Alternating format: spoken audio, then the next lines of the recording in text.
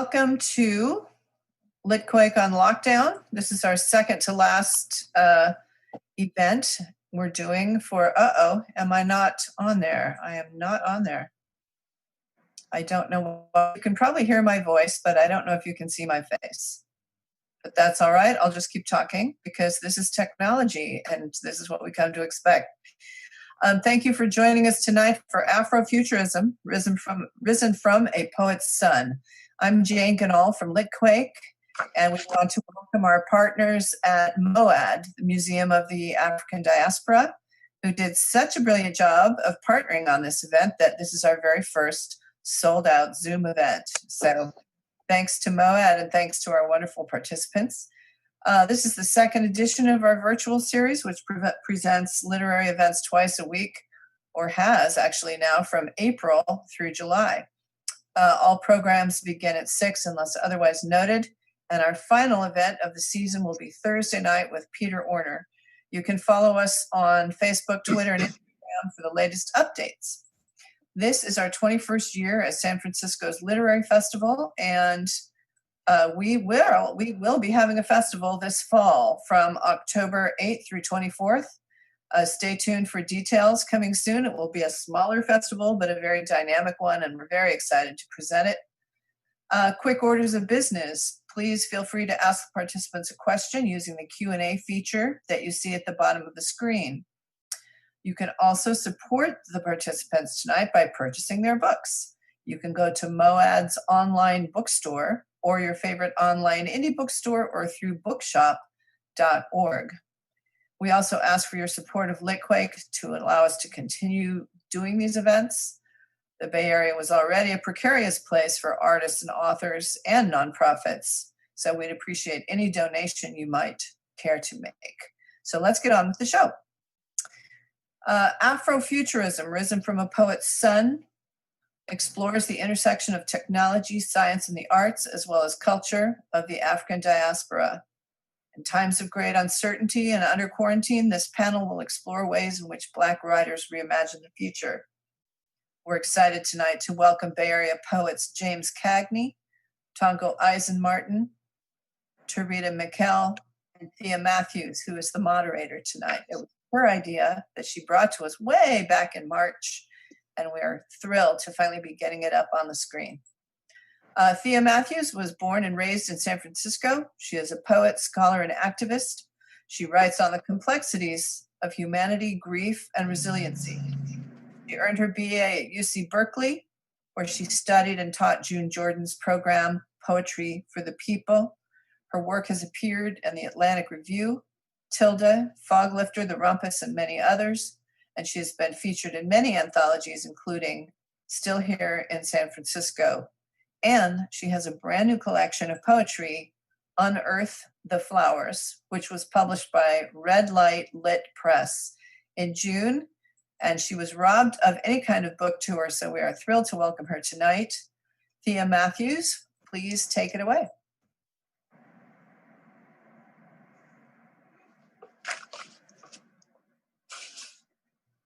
Hello, Thea. Hi, I'm here. I just can't turn on my video. Oh, no. And so, and here I am. Hello. Thank you so much, Jane, for the wonderful introduction. And welcome to everyone who is here, present, attending in the comfort of your own home. Here we are, in times like these. I am just so grateful for the silver linings. And technology. Whew. I do not take electricity and my internet connection for granted at all. And so, yes, welcome. So Afrofuturism, risen from a poet's son. As you know, and as what is stated, I just want to read just the blurb, but this literary arts event explores the intersection of tech, science, and the arts, as well as the culture of the African diaspora. In times like these unprecedented times of uncertainty and living in shelter in place, what is the critical role of the Black poet, right? The radical Black artist, where there is a future of Black people, we deal with multiple pandemics on the daily. And so here we are And what we hope to deliver in our work and the discussion later is the pathways in which Black writers and how they work with their art and through tech and science to reimagine, right, a future, creating a new society that includes Black people. And so we have a stellar killer lineup. We have James Cagney, Tureeda Mikell, Tongo-Eisen Martin, and yours truly. And yeah, I hope you enjoy. And so first up is this one and only poet, one of many, the James Cagney, poet from Oakland, California. His poems have been published in Poetry Daily, the Maynard, correct me if I butcher that, Civil Liberties United, and Silver Pinion, among others. His first book, Black Steel Magnolias and the Hour of Chaos Theory, which is an amazing book, is the winner of the Penn Oakland 2019 Josephine Miles Award. Woo! You know, I would have my copy. It's in boxes. I moved to Brooklyn. But yes, get your copy of Black Steel Magnolias and the Hour of Chaos Theory. It's now available by Nomadic Press and can be bought and purchased at nomadicpress.org. And more of James' writing can be found at the Dirty Rat blog. I can put that in the chat box. All right, James, all you. All right. Thank you, Thea. It's good to see you again. It's good to read with you tonight. And yeah, the book is available. I'm going to read, though, all new work tonight. And we start with a piece called Firecrackers. The sky shedding hot apples of light. Rapacious grins slashed across the throat of the sky. This in celebration of war, which we worship with tears in our eyes in this church of vampires. We obediently raise our faces to the falling dead at the appointed time, while our tithes of loyalty are looted from our back pockets. We are blindfolded in faith at this service where we slice open stolen cultural lambs on a pew of slot machines. Our prayers full of shrapnel, swarming to reconstruct the truth. These prayers are all processed catchphrases and repurposed ad campaigns, the last freestyle sampled from a dying mouth. Nightly, I check myself for bite marks, a rubber stamp of lips, proof of percussion in sucking. It's the brain's insistence on untying knots secured by the tongue. This isn't prayer dancing. It's response to infestation, a swarm of the wrong gods healing parishioners with fortune cookie astrology. We pray just to breathe in certain spaces, and you expect us to pay weekly to get suffocated.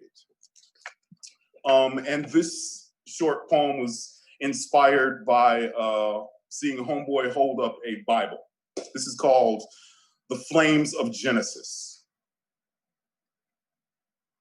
Every night I am murdered in my sleep, only to awaken radiant and naked beneath dawn's monsoon of blood. This white Genesis occupied by the proudly illiterate after labeling the tree of knowledge a controlled substance. Every night, the bushes open its jaws of switches and my shift begins anew. The job in this garden of perennial thistles I'm forced to sharecrop? Name the bite style of each fresh animal rushing from the double-gated house above me. Describe the complex flavors in poisoned saliva, pepper, citrus, rust. Tag ivory monuments in bubble lettering, new words for being spat out and eaten again. Determine the fine tasting notes between mauling for recreation or slaughter triggered by fear. I am made in the image of illegally moving targets. My ribs open nightly, blossom of beef mushrooms, its aroma singing to the sky. Night opens its drooling jaws in praise of me. Whoa. Couple more. I've been working on this long project about my childhood memories and friendship, and I wanted to do 2 quick poems about that. First one is called Invention of Intimacy. We liked one another better than our fathers liked us. Our favorite stories were always myths involving vanquishing, soldiers eaten down to the bone, cities exploding to the joy of waltzing monsters, wrestlers locking, cradling, adjusting another's will, mechanics of pain. We kickstarted together once we realized blood had flavor, things with aroma, a plastic action figure, a ribbon of ripped fabric, a golden thigh, a spray of hair, its bushy rabbit, the soft medicinal roux of a tongue tracing, folding, Greco-Roman pantomimes. Touch me like you're blind. My ribs, my spine, rhyme in braille. Punctuation in hair, tiny commas, stuttering periods on sentences left incomplete. Thought bubbles, hiccuping ellipses. Pretend it's a joke toppling you into tickles. On the tarot card, the Tower, 'twas a joke sent everything tumbling. Is this too inside, like warm clothes being seasoned for laundry? Red briefs, rare interior, scalding broth, spilling, spraying, springs, droplets. Boys armed with flowers, promoted to guns or swords, beaten senseless on the fence post, dancing dirty, auditioning for hell, nasty as shovels for ditches or spoons still needing to be licked. This has no title. Boys eat gravel, spit lit matches, first tattoos of rusted metals, bitter coins of tongue scabs, peeled skin bananaed back into place. Born clean from my mother, daily I dress myself in mud and axle grease, fish skin and coyote blood. Birds see me as the herald of death, kicking the confinements of silence. I dent every frame, crack every shell, test every system, even this cluster of nerves, the last on earth. If nothing gets tested, how will we know anything works? I perfectly dismantle anything unbroken, break land speed records on my Schwinn. Bionic with skill, I can fly. This body awarded with stitches. Every weekend, I am thrown together again in my father's Golgotha. Says he brought me here and wants his money's worth. And his word is bond, not sorry. He thumps sorry words out of my mouth, words I suck too hard like bad candy. He says love makes men weak. Save that word for when you start your first fire, nobody can put out. And finally, if I'm allowed, this is a poem that came out this week. It's pretty short. This is called House of Slams and Hollers. And I dedicate this to a long gone uncle who I just thought about this week, actually. Who occupies the storefront houses at the crossroads? Shotgun houses like abandoned churches. One house slouched behind the musty aroma of trees. Windowsill radio chatters like a bird on caffeine. The living room smells swampy with ashes and bottle caps. Kitchen of vintage graveyard shift coffee. Boiled viceroys. Cicadas with exoskeletons of brandy and chickens chained in the backyard. Night turns over, haunted with moths. Air cooled with shuffled decks and howling hounds missing hell. The methane of certain ghosts gets drawn like window shades, dealt in, poured shots at this place where the road crosses its legs like a gentleman. Here lies the uncharted territories of some blues, stigmata blues, razor blade blues, blues for lips just out of reach, blues screaming blouses of plaster down bedroom walls. Choirs of apocalypse blues ignite the red wicks of their tongues, sing harmony to calm Bluegill River for Saturday's baptism of hot lead. Dawn rises with fire on its mind, takes off its top hat. Names smile from his mouth in comets, false crosses. Anything not already on the ground, holding on, praying, done grabbed a guitar and a shotgun and ran. And that's that. Thank you.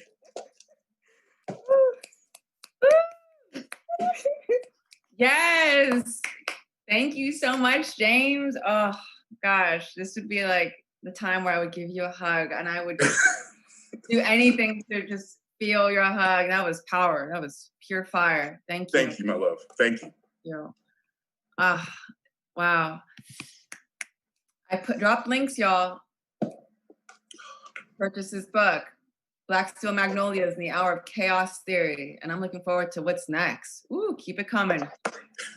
All right. So next we have Tureeda Mikell, author of Synchronicity, The Oracle of Sun, that came out this year and was also robbed of a book launch book release tour. And this book was put out by Nomadic Press. So Tureeda, one and only story medicine woman, poet, instructor, Qigong energy therapist, award-winning poet, educator, is director of Tree of Life Health Literacy Project, published nationally and internationally.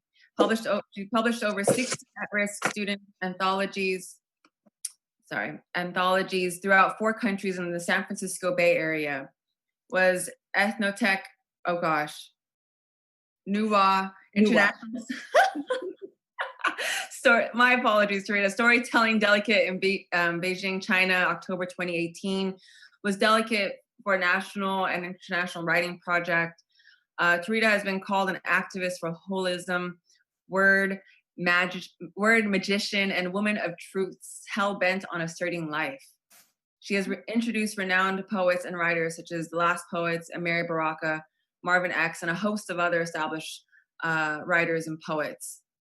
Her recent publications include Black Gold, The Anthology, Reflections, in collaboration with Emmy Award-winning artist James Gales, and the 20-year anniversary of Drum Voices Review, Volume 17. Bottom line, listen to this woman. She draws upon the other lives as a nurse, lab tech, a psychiatric institution. This is a long-ass bio, my apologies. She's the author of Synchronicity, The Oracle of Sun. Please take it away, Tureeda. Thank you so much, Thea. And it's, it's on. Yes, it's the Oracle of Sun Medicine. Oh, my apologies. Yes. Not a problem. Wow, I am honored to be among such gifted poets and the talent of wordsmiths. There's so many throughout the Bay Area, and I'll just get right to it.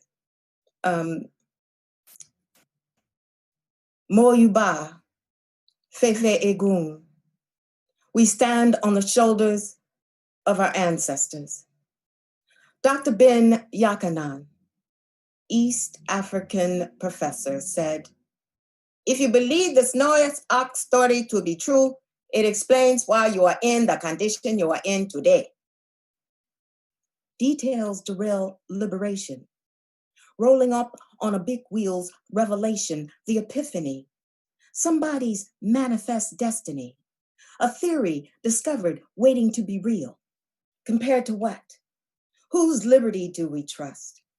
Who be the judge? The adjudicator, the mediator, the referee between the Father, Son, and his ghost fantasy.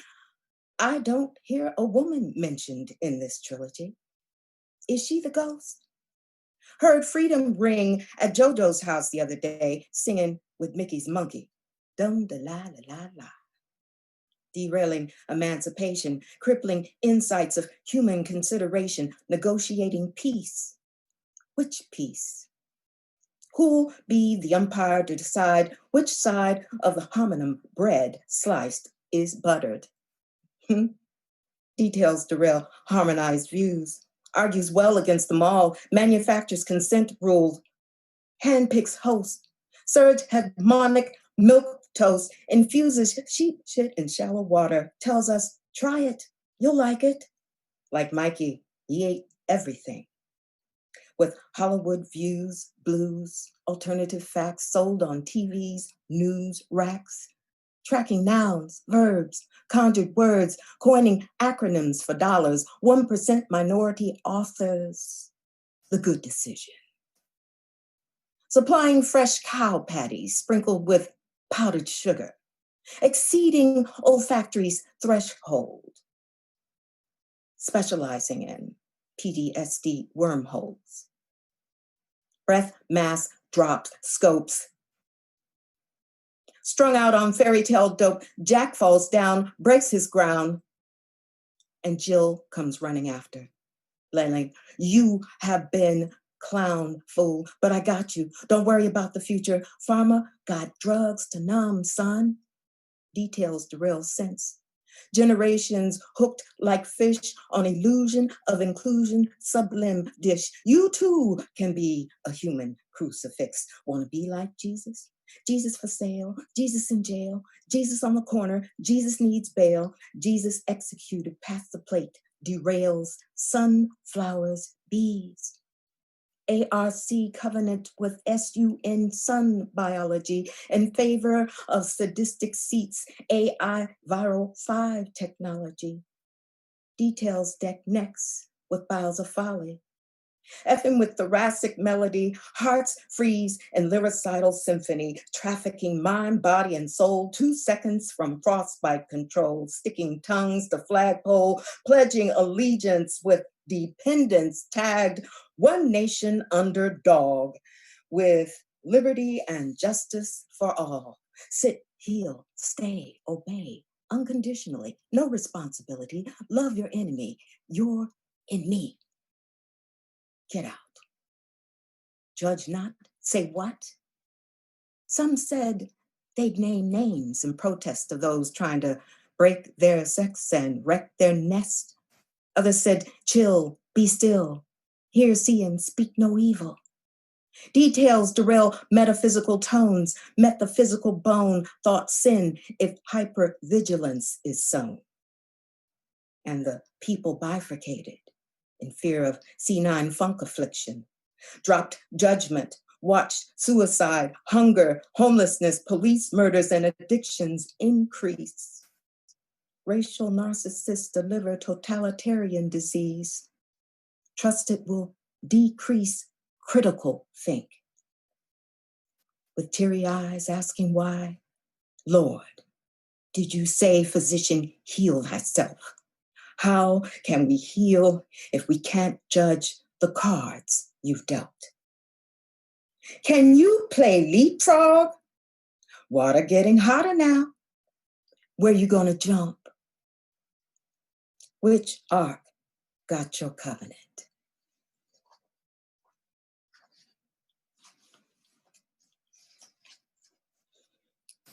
And then the next piece kind of follows through with the arc. Warm summer nights, stardust memories, birth kin to kitchen, like puppet, hand ascends to doorknob, turns clockwise, opens new dimensions, feet step onto balcony under Big Mama Papa's canopy, eyes wide upon starlight jeweled night. I need not die to own heaven's delight. Night blooming jasmine signals olfactory. Head bows reverently, looks up again. Left hand rests over heart. Right-handed lifts, points inside endure luminescence.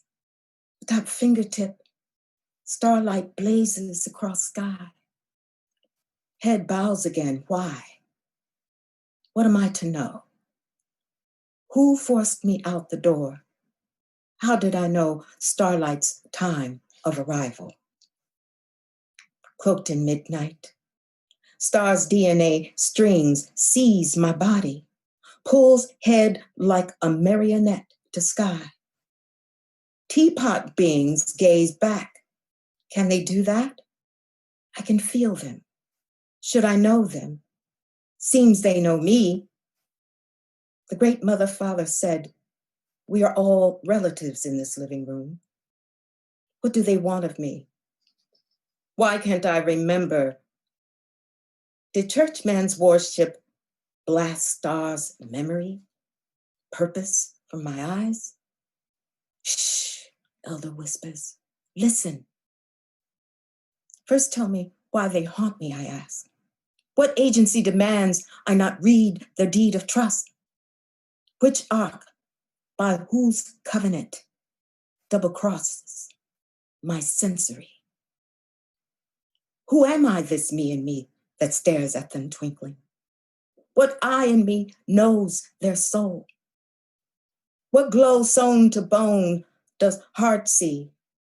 Why did copper, carbon, iron, nitrate burst pairs in me, breathe breath in me, clothe the Holy Ghost name in me?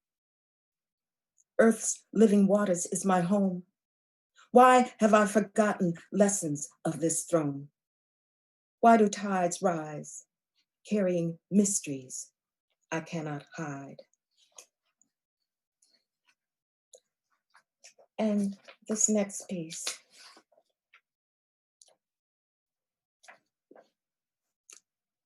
Genocide. Fannie Lou Hamer said, memory is an insurance policy against loss. Randall Robinson said, the cruelest thing you can do to a people is take their memory, take their memory, take their memory. August 2015, Saturn's Day, daybreak, soul wakes, eyes zoom, scans room, stops, looks at a book title, Facing Bed, claiming earth, race, rage, rape, and redemption by Hakeem Madhubuti. Book stares. I glare, remembering something when 27 bones go behind that scene and picks up another title exposing, we charge genocide. Crime of government against the Negro people. 242-page petition delivered to the United Nations by Eleanor Roosevelt, wife of former President Franklin Delano Roosevelt. Paul Robeson, civil rights activist, signed in 1950. Memory is an insurance policy against loss. Memory is an insurance policy against loss. The cruelest thing you can do to a people is take their memory. How did I forget? Spirit says, look up We Charge Genocide on the net. Found Sandra Bland's mother's Facebook page. We charge genocide. Day later, a Native American event, table displays. We charge genocide. We charge genocide. We charge genocide. 3 days after, attend Tongo-Eisen Martin's book signing titled, We Charge Genocide 2. Memory is an insurance policy against loss. Memory is again an insurance policy against loss. The cruelest thing you can do to a people is take their memory, take their memory, take their memory. Then remembered 1981, James Baldwin saying, something very brutal must be said about this great melancholy nation of ours. And if you don't believe me, you can ask the Indians. The intentions of this country's government has always been genocidal. Then remembered a year later what Kwame Ture said. Education in this country makes you stupid, but what is worse, it makes you arrogant in your stupidity. The revolution is coming whether you want it or not. It is coming whether you want it or not. We must be politically prepared for what is coming. And when 2006 arrived, 55 years later, after the first petition of We Charge Genocide was signed and delivered, the late great President Hugo Chavez of Venezuela addressed the UN stating, the hegemonic pretensions of the American empire are placing at risk the very survival of the human species. We continue to warn you about this danger, and we appeal to the people of the United Nations and the world to halt this threat, which is like a sword hanging over our heads. And this one nation under a God that despises life answered, and think not I come to bring peace on earth but a sword. Memory is an insurance policy against loss. Memory is an insurance policy against loss.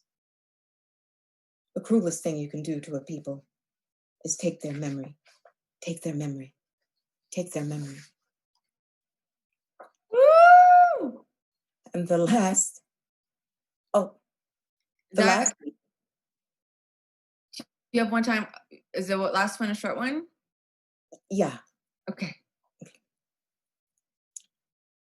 In the bee. Breath in the bee, with gin we sing. Black baba loom boom, ba bebop eardrop dreams. Translucent rings, reverent effervescent feathers, favor raven magic. Tether star shine, glitter dark red, yellow, green, purple gold mine. Dance spiral rolls round root. Tally ground wire imbues remembering. Seeds deed, drum, heart, lung, tongue, rhythm sung, long time gone. Revolutions, evolutions, beat plants a seat, rock steady beats, waves, sign, moonshine, mounts magic mystery. Bring back the honeybees, please, and swing low, my sweet chariot. Let us ride home.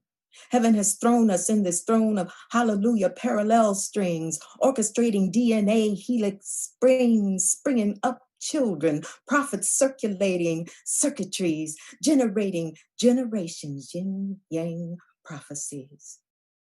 Radicals radiating Ishioluwa, Kulebacho. The word Nomo will not be destroyed.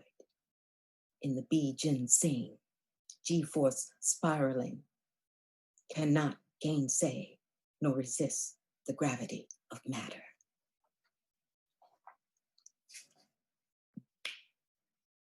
Thank you. Okay, my apologies, Tureeda. I was like, oh, amazing. Wow, just so sonically dense and just pure medicine. Thank you. Thank you. That is, my soul is fed. And again, my apologies, I wasn't sure. And just that last piece, very deep. All right, just keeping it moving. We have another poet in the house. He was mentioned in Tureeda's set. I wonder who that person is. It's here. James Baldwin is with us always.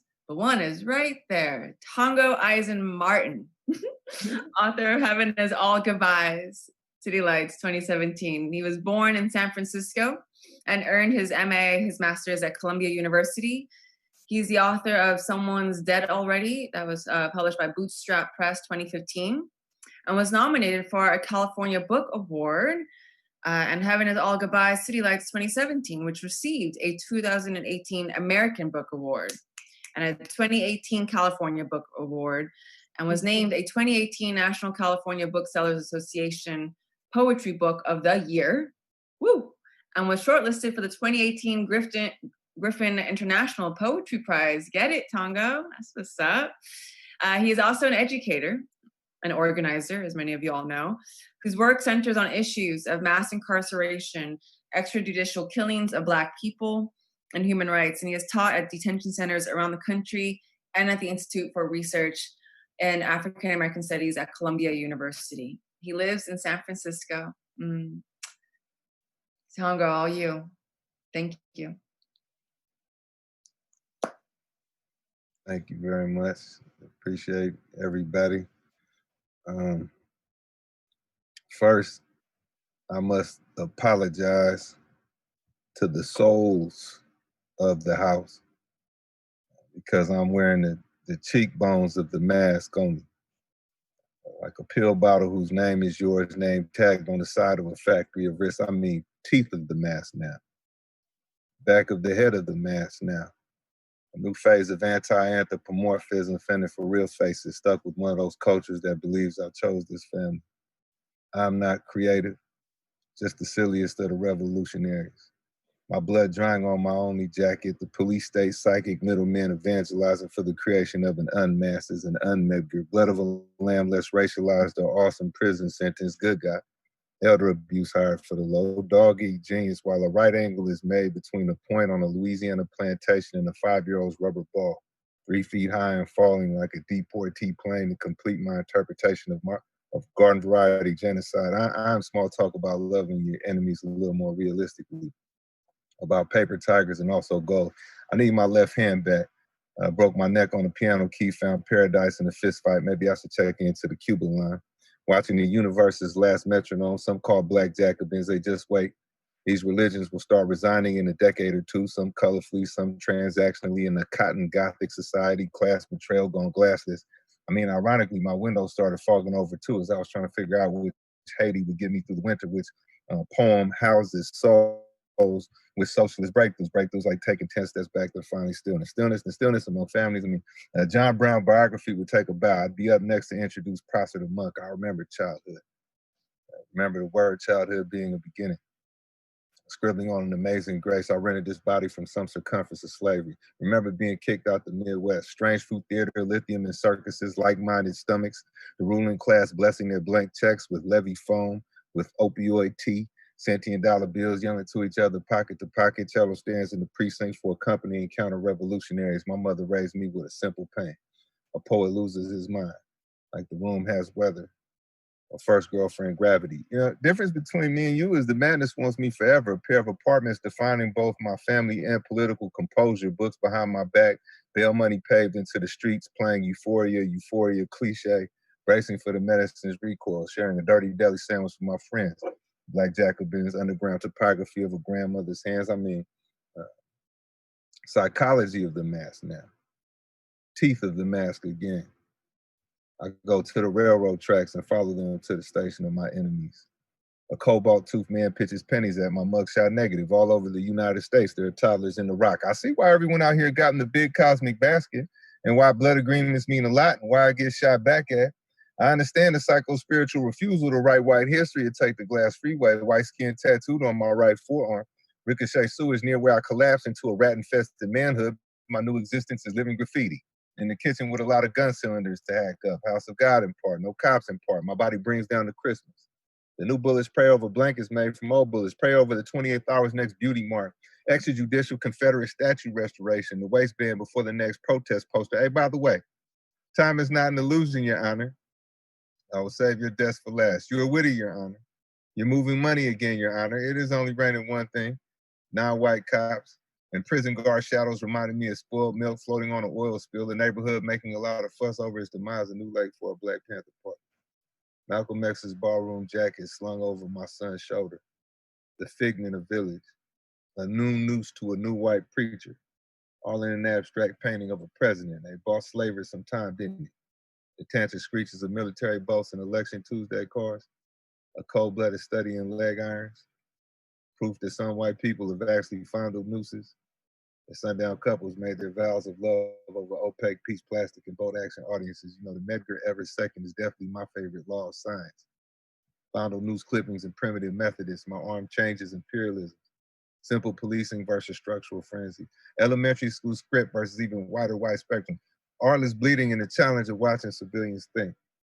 Terrible rituals they have around the corner. They let their elders beg for public mercy. I'm going to go ahead and sharpen these kids' heads in the arrows myself and see how much gravy spills out of family crest. Modern fans of war, with their t-shirt poems and t-shirt guilt, and me having on the cheapest pair of shoes on the bus, I had no choice but to read the city walls for signs of my life. I talk facing away from the dead. They replaced me with the change in my pocket, a penny that's yet to be invented. They say, you have to know how to cut a throat on the way to cutting a throat. After sleeping on a mattress made from 2 garbage bags of clothes, I became content with the small gestures of plantation fires. Playing with couch ashes, I realized how weird the universe was. It exists in so many places, so many random things that interrupts me while I'm trying to dream. Like your clay correspondence, Lord. To be transparent, I have 20 books next to a bullet like an old man giving advice at the beginning of a revolution. I've really done it, Lord. Explored the mumbles of my mind, explored what's naturally there, and I found no brainwashing. I found Africa book. I have a future. It takes place in the diasporic South. I have morning possessions, modern militancy. I mean windows to the South. I'll walk on a missile for food. I guess you will not want flowers for a few years, Lord. Will I be tied face to face with the country I murdered? Merge with us, Lord. Our old metal versus new metal. Our old metal versus a pool of meandering imperialist faces. You know, multiculturalism of sorts. The dead replaced me with a comedian's chest cavity instead of a chest cavity held tight. It takes a violent middleman for me to talk to myself. Stories that travel through other people's stories. You know, a song about a song, a hemisphere about a hemisphere. Stories that travel through a conquered poet. Hey, my mother remembers Africa, Lord. She killed on behalf of you, Lord. I wore a machete all winter and no one asked me what it meant. I read 1,000 books in front of the world. You know, what I do is fight poems and sleep through decadent San Francisco prayer circles. They watch people play for post-working class associative surfaces or recreations of a governor's desk. Ruling class art or utility plan. Find a sociopathic bureaucrat. A day that some white people scare even easier. TV in a basket next to a ceramic baby wearing ceramic armor. Musket progeny fantasizing through the art of the poor. Their trendy latches locked before a guy. Black art hunted down like a dog. And hand over my friends, Lord. Lord, I think I'm going to die in the war. Unelected white people in my small house like a blues song of no spiritual effect, a dollhouse H-bomb, a pony show near dead bodies, apartheid weddings that go right, apartheid white people who give birth to mathematicians, the spiritual continuity of barracks and police stations, a chemical interpretation of a Sunday trip to church smells in their pockets, a river mistaken for a talking river, no autobiography outside of small personal victories of violence and drug use, made in the image of God's trinkets what white abolitionists confided in their children about, chemical assurances that they will switch from black artist to white artist, black guy to white guy, black worker to white worker. You know, I think about you cautiously, Lord.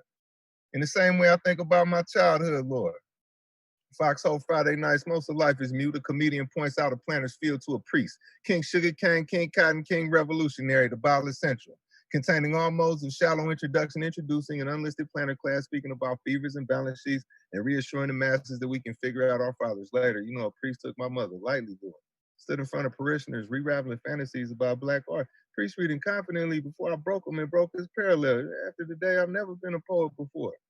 A little brother watches his big brother's friends. They lean rifles on sheltered walls that agree with me and call it literature. It's a simple matter, this revolution thing. To really lie to no one. To keep nothing godlike. To write a poem for God. Thank you.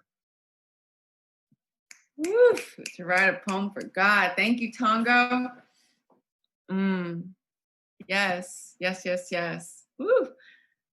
Fire. Thank you. That was very deep. And yeah, definitely needed to hear all of those words. All right. So just checking the time. I will, thanks everyone for being here and to the poets who've read so far. This has just been an exceptional evening. And so I have a few poems that I would like to offer.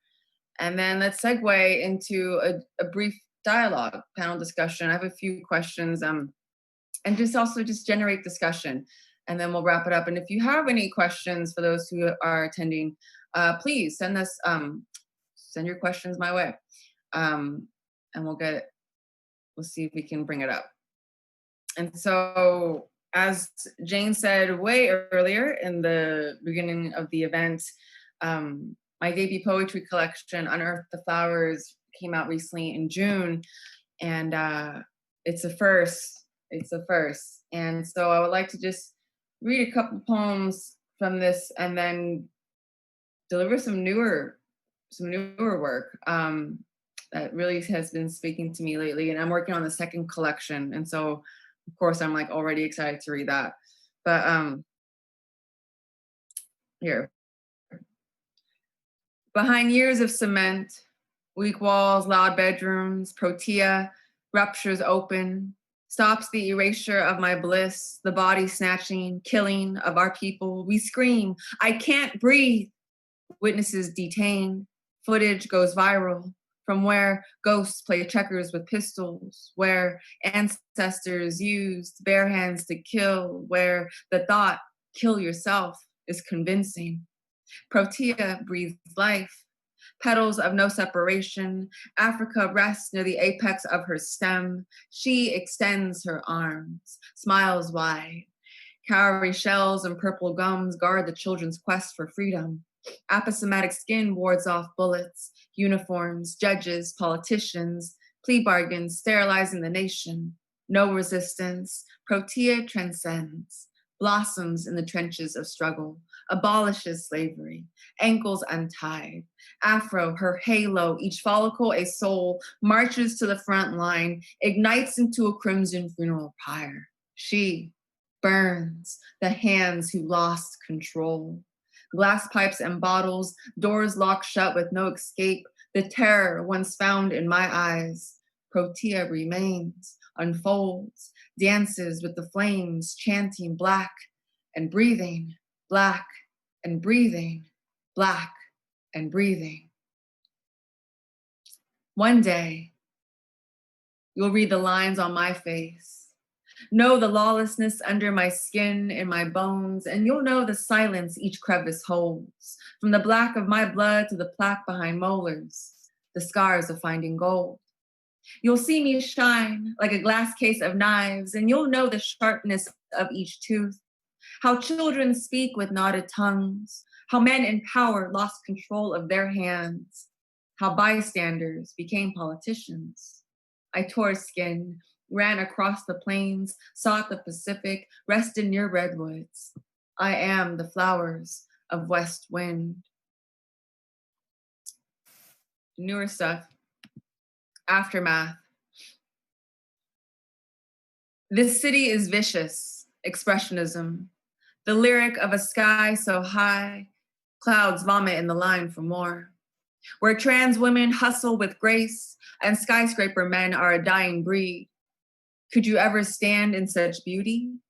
On the asphalt of cops so bored they play with fireworks, are left with toy guns to shoot in pig pens.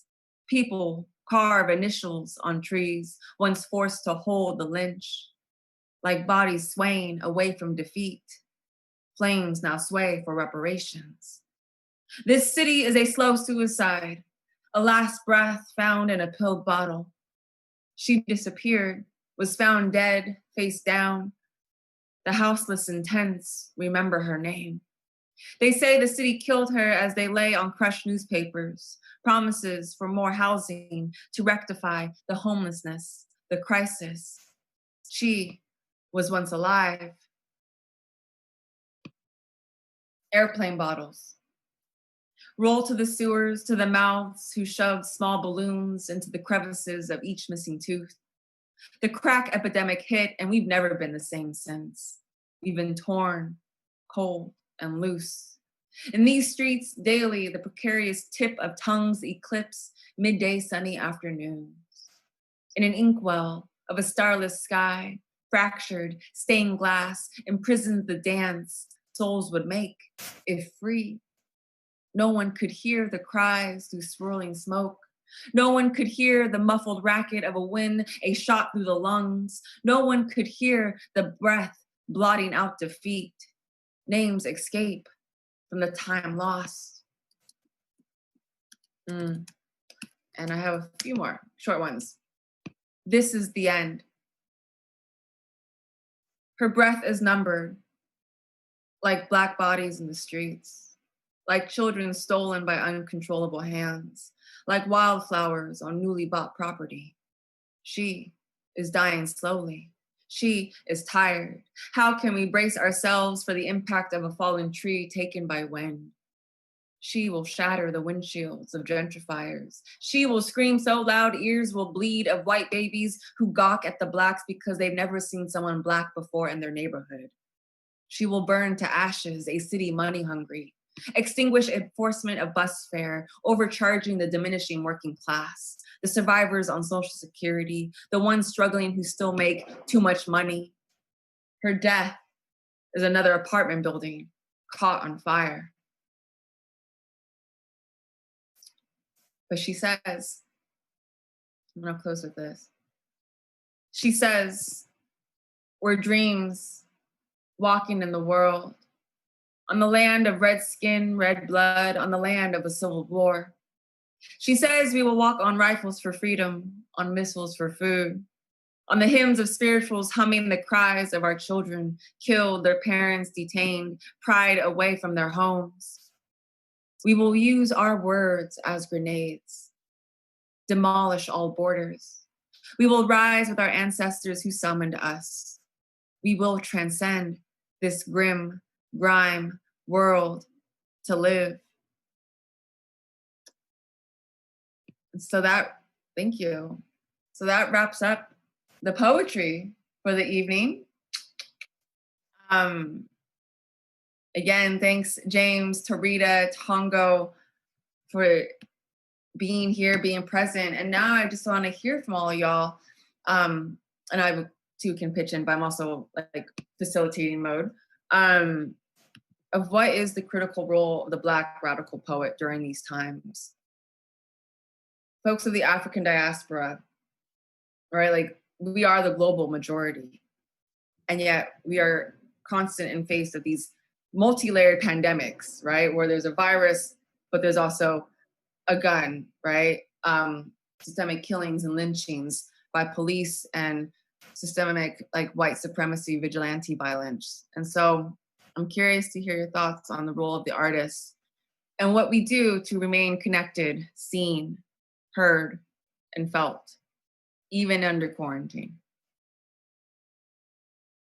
It's a lot there. I just want to hear your thoughts.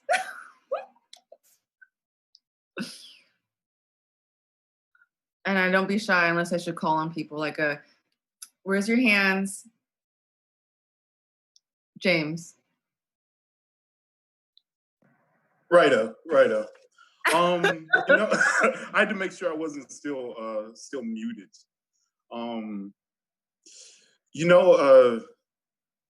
Thea, ever since I first started, my thing has been to tell the truth in the work, to tell the truth, because I wondered what makes people come out back in the old days to poetry readings. What makes an individual come out to come see us and support us and not really be artists themselves, but want to support our voices? And I feel like that quote from William Carlos Williams, the idea that people come to poetry for the information, for the news that they actually can't get anywhere else, is some true stuff. It has always meant more to me when a artist shows me what their heart is and tells us what really and truly is going on. And I feel like that's essential for us, even more so now, because so much lies and half-truths are being purposefully broadcast in our faces.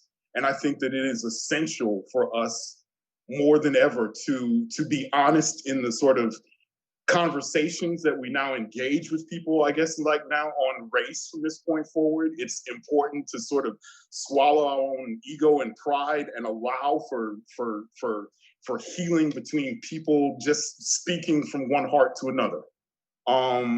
So I don't know. It's every road in that answer to me is just for us as artists and writers is just to tell the truth now, more than ever.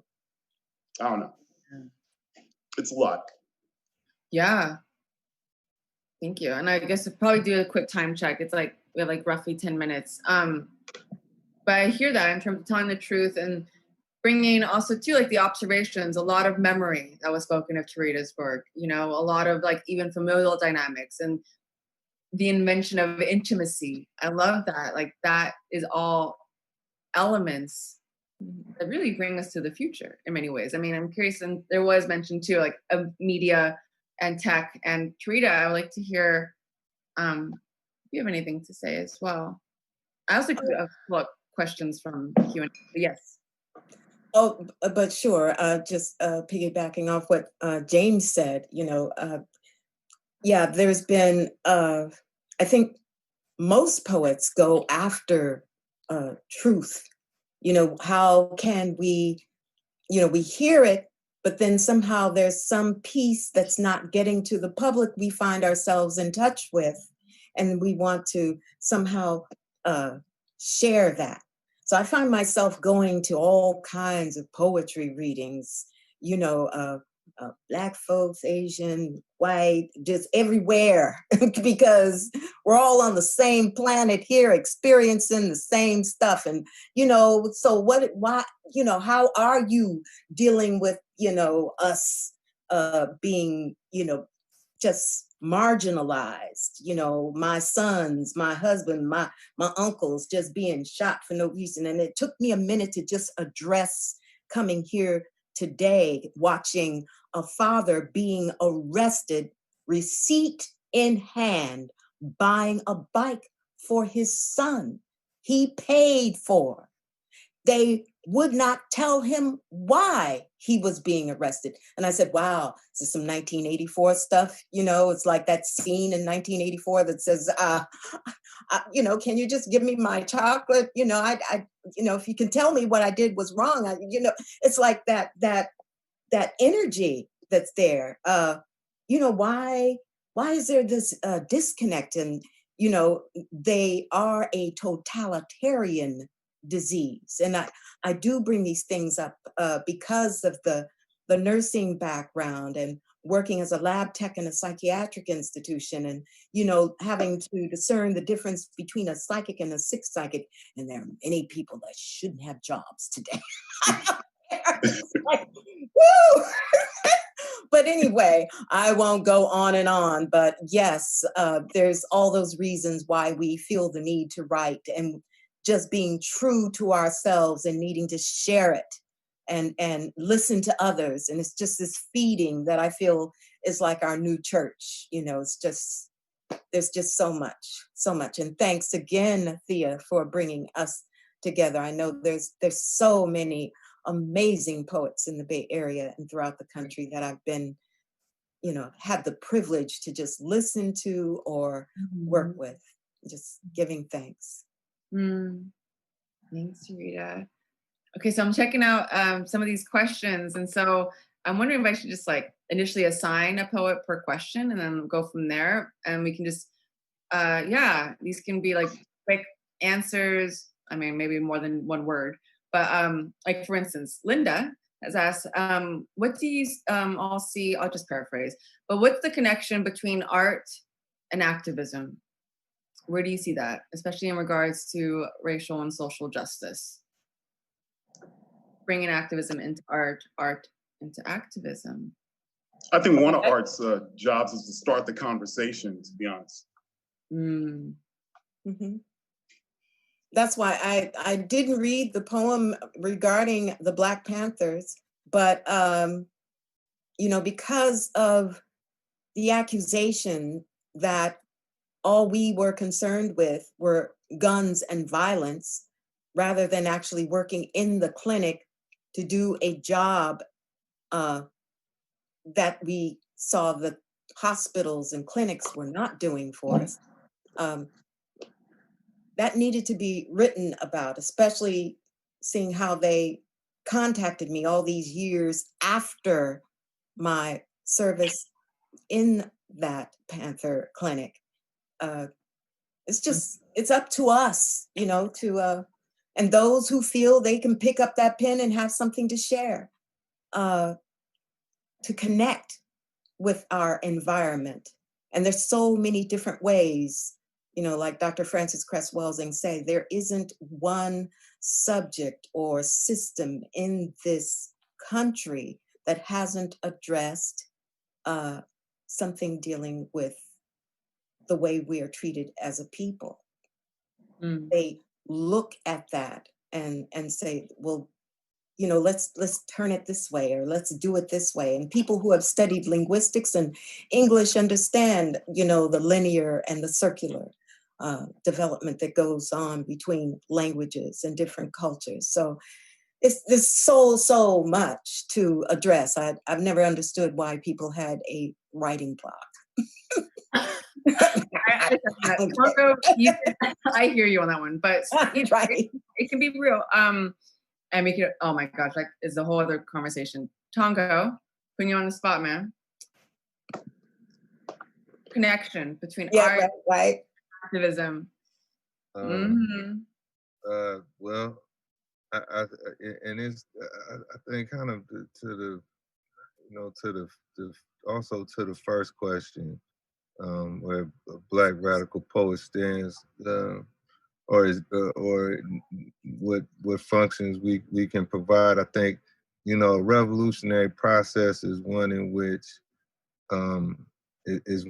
people reabsorb the power that has been alienated from them, right? So all of our powers are basically in ruling class hands right now. Our political power, our social power, our power of medicine, our military power. We give it to we vested in these intermediaries, who, because they serve the other side of the contradiction, ultimately end up abusing us with the power that we hourly give away. Where the poet kind of enters in a groovy way is the minute I write a line down, at least the power of that kind of productivity, of creative productivity, instantly belongs to me again. I reabsorb it immediately.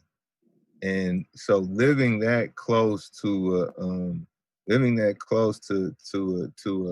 a process of reabsorbing power, even if you just call it the power of naming things, the power of defining things, the power of identifying things, which goes a lot to messing over consciousness when your own identity is alien to you or imposed on you. So us being right there on the, you know, in this interesting kind of almost like quantum front row to this process, though, you know, of course, you know, a poem doesn't stop a bullet. There's still there's a lot that can be synthesized from that familiarity with reabsorbing power. So I would say, you know, it's from there, it's from that understanding that I'd say we begin to codify actual revolutionary processes and just keep it in terms of like getting our power back.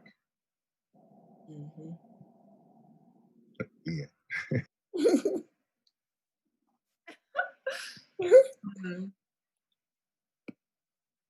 That's what's up. Yeah, I hear you on the power. Like, that's hella true. You know, let me see. Okay.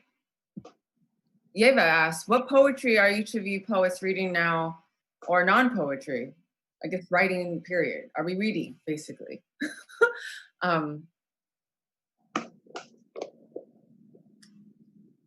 I saw what Yeva said. Where can we see each of these poets next? But I don't see that other. Oh, it says open. Wait a minute. I think to quickly answer, Alexis Pauline Gumbs is a Black feminist, Afrofuturistic, and at moments, honestly, a speculative writer, poet, prose poet. She wrote M Archive, which is a great Afrofuturistic book that I've been reading. And then this most recent anthology of contemporary Black poetry, Furious Flower, I want to say came out. Has so many authors, including I think Bay Area poets, Raina Leone, and a few others. There's just, I'm gonna miss all of them, but try to name them all off the top. Those are like 2 books that I've been chewing on lately. Yeah, I've been doing like a lot of reading too. I fell in love with John Murillo's book, Contemporary American Poetry. And I've just been like kicking up my own reading and going through my own library and getting some stuff from bookstores. So I've never been able to see a staging of Gem of the Ocean by August Wilson, but I just finished that like this morning, to be honest. Did Fledgling by Octavia Butler. And there's some other stuff that I've been trying to go through. Dick Gregory's autobiography from the 60s and stuff. Yeah, I'm trying to kick up my reading and make sure I'm finishing a book on a daily basis in a way. Oh, that's great. I wish I had that kind of time, but I've been looking. I have my one side of my bed and around it is just all these books I tend to go back and forth in. I have been looking at Toni Morrison's book in Self-Regard, and just there's something about the process of what she developed in her writing and how she developed it and what was in her space to develop what came to her, and it was metaphysical, it was spiritual, and there was just so much coming out of her. And then I have Mary Baraka next to her. And yeah, because we go way back. I mean, I'm looking at, the people that have come through my house, just, the discussions here. Just I'm looking at what things he had discussed and things that we may have had a difference on, but it was about family. It was about how do you secure family? How do you keep them from killing our family? Just all of these details of things and how he went about saying that and sharing that. And wow, Hakeem Madhubuti, Race, Rage, and Redemption. I'm going through things, and then found this book that's a very old book by, oh gosh, his last name is Willard, but the book is called The Negro Around the World. And somebody needs to check that book out, because what they have to say about the Negro around the world and the fear the European has of us growing exponentially every 50 years, 20 degrees above and 20 degrees below the equator. There's already, it's like, he's looking at what that is, how his children or great-grandchildren will feel if there are so many people of color surrounding them, and what needs to be done in that regard. That's something to pay attention to. So what level of genocide takes place? Are you in agreement with it, or is it a subliminal tone taking place where you're being told to do something that if you knew you were being told, would you do it? Mm-hmm. Mm-hmm. Hmm. It's deep. Yeah. It is. And in the books they keep, because I keep reviewing. Yeah. So, okay, I have a final, sorry to cut, I'm doing a little jarring shift. Well, let me just spotlight this video. And so as we come to a close for the evening, I'd like to hear from each of you, including myself, I'll speak, but 2 questions. So we're gonna just go down the list, right? James, Tureeda, Tongo, what has really helped you grow in your art form? So what has helped you grow as a poet? And where can we see you next? I'm combining Fatim and Yeva's questions.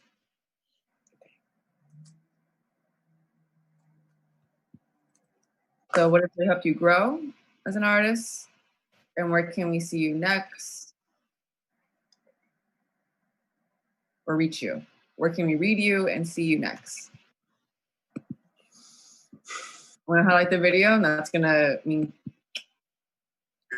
I keep thinking about that, and I'm like, the only thing that really pushes me as an artist and a poet, and that really encourages me, quite literally, is reading. I guess because one of my goals is always to enrichen the language that I use, because sometimes I feel guilty in either writing a similar poem over and over, or kind of relying on, keep going back to the same kind of images just because I really, really like those pictures. And reading sort of opens my head in a lot of ways to alternative ways to tell a story and alternative approaches. I mentioned John Murillo's poetry collection earlier. And the reason that really inspired me, he does a sonnet string of poems in the midst of that book that really triggered something in my head that demanded that I follow through with it and write. It kind of lit something up in my brain that I almost probably never would have thought of if I did not get my hands on that book. So to be honest, reading and paying attention is what opens me up and inspires me as a writer. And what's next? To be honest, I'm doing a reading Thursday on Facebook. I am not 100% sure where that is. But if you're my friend on Facebook, friend me or whatnot, but it's on Facebook somewhere. And after Thursday, I think I'm doing nothing, waiting for somebody else to ring my bell. I'll find that link. Thanks, James. Tureeda, you're up. Okay.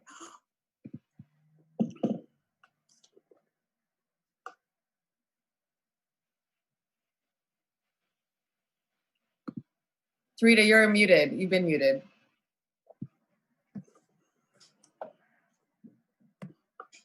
Okay, we hear you now. Okay, all right. No, it was doing its own line, like cutting it off. But anyway, okay. So yeah, I guess I still have my investigative news reporting kind of thing in me, because that's what I did after my nursing stint, and I'm working for the lab, and I would you pick up information, you're reading the environment. I'm picking up information, even taking in from what my father, being a farmer, the whole, sun, moon, stars, universe. You read words, you read the sun, you read the moon, you read your environment, you're reading blood levels, you're reading, the details of what is read is always something that brings me to what inspires me. It's like, and how they are all affected, and then I listen. There's this listening level and this sensory level to the listening that it's like there's certain things you don't want to see take place again, that like a relative said, why would you ask a question like that? Because you're seeing the COD, or the cause of death, and it's always something that you want to be sure that it doesn't happen again. So you're looking at all these different things. The last time you saw the person and that's where you were trained in the hospital. What did you see last in that patient? You tend to carry that into your life. And so there's these things. And then you read poems. I sit down and listen to poetry. And there are certain things that I want to make sure the constant within the variable remains the same. And I don't want to get thrown too far off from the variable, and be clear about the constant of things. So that's been my thing. And what gets me writing, what gets, the concern of what kind of health, what kind of story medicine can I bring forth and share, and listen and read. I have more books than I can I have to read something each night before I go to bed. I'll be with Night Boat next Thursday, a week from this coming Thursday. And oh gosh, is her name Rochelle?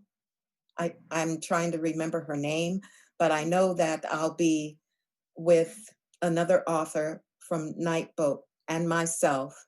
We'll be talking about our books and reading from the books about, more about the process. Yeah. Awesome. I just shared the link in the chat box that is available. And Tongo, you're up. Just writing way more than I thought I could.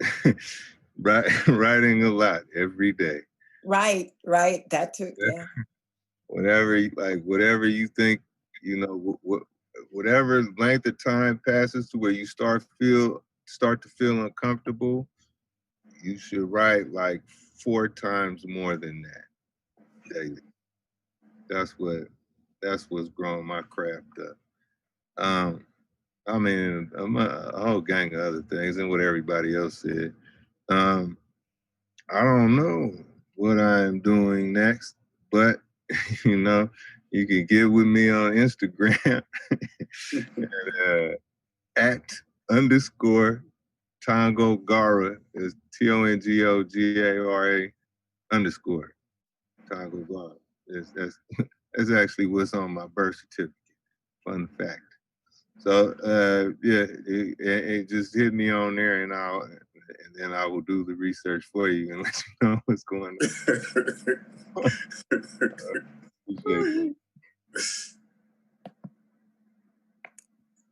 Awesome. Cool. That's what's up. I'm on Instagram too. Yeah. Okay.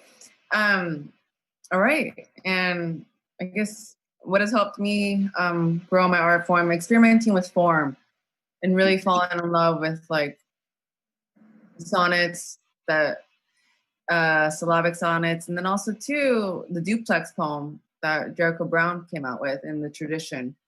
That really kind of like stepped it up. And then traveling close to 3,000 miles away from San Francisco. So I think, getting ready to start this program, I think is going to help. Join an MFA program can help grow, reinvigorate the process. But also, read, write. It's pretty simple. Oh, read, write, practice. Agreed. Yes, that's it. Read, write, practice. Read, write, practice. That's it. So many ways, yes. Yeah, and then I have like some small scale stuff, like kind of visiting book clubs, like one tomorrow that's in Palm Springs. I'll be traveling Palm Springs tomorrow, quote unquote. But yeah, thank you again for all those that have stayed and listened and have asked questions. Yes, and thank you again to the poets, James Cagney, Tureeda Mikell, and Tongo-Eisen Martin. Thank you. Well, thank you so much for this, Theo. Much love to you. Much love. Thank you. Thank you. Can I also add my thanks from Litquake? You have really almost closed out our big lockdown series with grace and style, and so grateful. And this is the biggest event and the longest event, and people just didn't want to leave. They just wanted to hear more and more. So thank you to you, and thank you to MoAD, Museum of the African Diaspora, for co-presenting with us tonight. And have a fabulous evening, and keep writing, and keep the faith. Yeah. Thanks, everyone.